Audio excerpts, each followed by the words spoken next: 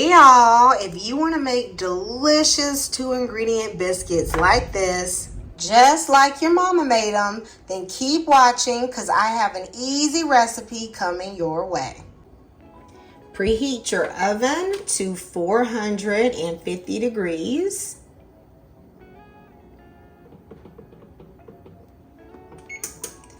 Okay, y'all, so y'all know Sister Mabel, she is here. I'm gonna make the biscuits inside of her. Now, this cast iron needs to be greased, so I'm gonna use some bacon grease. I've been storing this in my fridge. However, you can use like Crisco or butter flavored Crisco. I know the health people gonna say, girl, you shouldn't be doing that. All right, but you do what you want to do in your house. Okay, I'm not gonna tell you what to do. So once I got her all greased up, okay, I'm gonna place her to the side. This is the flour that I'm going to be using. This is a self-rising flour, and as you can see, it says Southern Biscuit. Okay, y'all, this is the brand. This is good for biscuits. It's made from a soft winter wheat. You want to look for a brand like this or White Lily. My flour has been sitting just a bit, so I want to fluff it up a little bit. If you've been watching my channel, you know I'm a huge fan of weighing the flour. It just gives you more consistent results. Flour becomes compact and you can mismeasure if you just scoop it right out the bag. But there have been some complaints about this. And I know that your grandmama wasn't using a scale, but you know what? She might have if it was available to her. So I'm going to fluff the flour up. Then I'm going to take a sifter. If you use a sifter, you're going to make sure the flour is light and fluffy. When I scoop out my flour, I'm not going to compact it, but I am going to wipe off this top. 1 cup. I'm going to go in and I'm going to get another cup. For biscuits, you know, it's not critical that the amount is exact because you can just adjust your wet ingredients to fit the amount of flour you have. You know, my grandma used to just pour some flour out onto, you know, her board and then just add buttermilk and butter, and she just knew how to do it. But you know, she'd been doing it since she was a child, so she didn't need any of those measurements. You know, I ain't been doing it that long. Okay, and I know most of y'all ain't been doing it that long. Okay. The second ingredient you're gonna need is heavy whipping cream. It must be heavy whipping cream. You can't use buttermilk, okay, because heavy cream has the right fat content. And if you think about it, if you make butter, you know, from heavy whipping cream, you are going to get butter and buttermilk. So right now, you're just skipping the step of adding the butter and adding the buttermilk separately, and you're just you're just going right in and using the heavy whipping cream. I am using 1.5 cups. Typically, it takes this amount for 2 cups of flour. I will adjust if needed. All right, so I'm gonna go in straight and just add in all of the heavy whipping cream, that 1.5 cups, and I'm gonna use my hands. Okay. I know some of y'all be talking about you need gloves or whatever to cook in your kitchen. Baby, not me. Okay, I just go in with my hands and I get her done. Now that heavy whipping cream is cold. It is straight out of the fridge. You don't want to let it warm up on your counter or anything like that. You also notice that I am like lightly working the dough. Baby, some of y'all be putting y'all back into some biscuit dough, okay? But you don't need to do that. Just lightly put it in until it all comes together. And it will come together. It will be a little bit sticky, not a big deal. Right on my cutting board, I'm going to go in with some flour. I could actually just did this on my countertop, but my board is fine. We'll see if my cutting board is enough room. If it's not enough room, then I will switch to the countertop. I'm not afraid to cook on my countertop.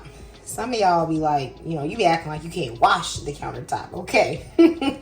But you can, baby, you can. It's your kitchen. Make stuff clean and get it done.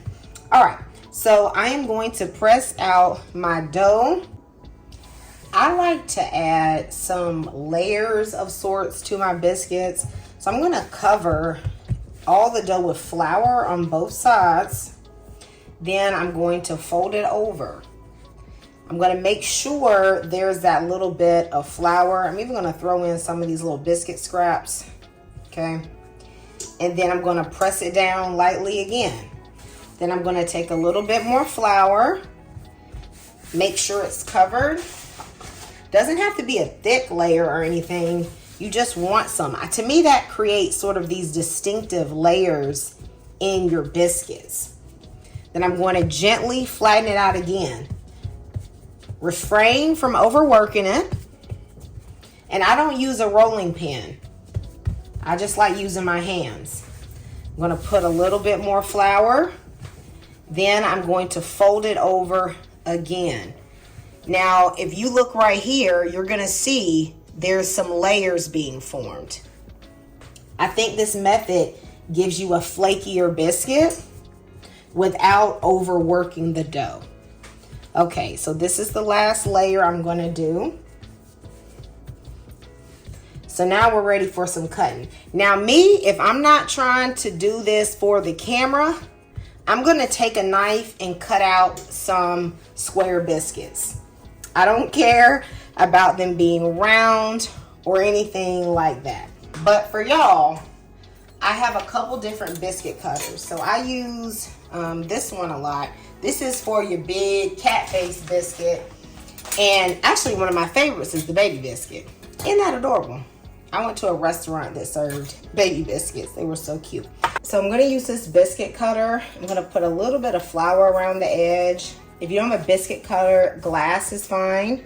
Press straight down, don't twist. Tell me why we do that. Tell me in the comments why you don't twist. I know y'all from the South, you know what it is, okay? You do not twist because you don't wanna lock the sides of the biscuit, and that's gonna prevent it from rising well. You wanna make sure the biscuits are touching along the edges. That is going to help them rise. I'm gonna push this dough together. I'm not trying to overwork the dough. I am going to fold over another layer just to help them come together a bit more. Should be able to get at least 2 good ones out of this. Go right up on that edge. That's a good one. And then right here. This one should definitely have a layer and be a nice flaky biscuit. If y'all hear some thundering in the background, y'all, it is raining cats, dogs, turtles, and frogs right now. I shouldn't even be talking when it's thundering. You know, the old folks say that God working. I shouldn't even be talking. That's what my grandma used to say. He had to go sit in that corner when it was thundering outside. Go sit in your room. My goodness. Oh, I miss my grandma. Anybody else grandma like that? You had to go sit. You had to go sit in the room and be silent. They cut all the lights off when it's thundering. I'm gonna add my last biscuit right here, just tucked in between them. Of course, I'm gonna top this with some good old Southern Liquid Gold, some butter, baby. Okay. My oven is already hot, so once I finish buttering these biscuits, I'm gonna put them in right away. You don't wanna let them sit on the counter and come to room temperature. I'm gonna let these bake in the oven for anywhere from 15 to 20 minutes. You definitely wanna check it at the 15-minute mark, but I'll let you know exactly how long it took for my biscuits to cook. It has been 18 minutes. Okay, my biscuits are nice and golden brown and beautiful. Look at that. Perfectly cooked. I'm gonna brush just a little bit more butter on the biscuits. I'm also just gonna put a touch of honey on them. Not only does it make the biscuits look good, but that sweetness is really nice on them. Now, if you don't like your biscuits this brown, you can do 17 minutes or even 16 minutes. I actually like mine a little brown. I just think they taste a bit better. But I know a lot of people like more of that really light golden color like here. But it's all up to you. Y'all, when you eat your biscuit, you better bring out your good butter. So I'm using some grass-fed butter because you're going to taste the flavor of that butter. Look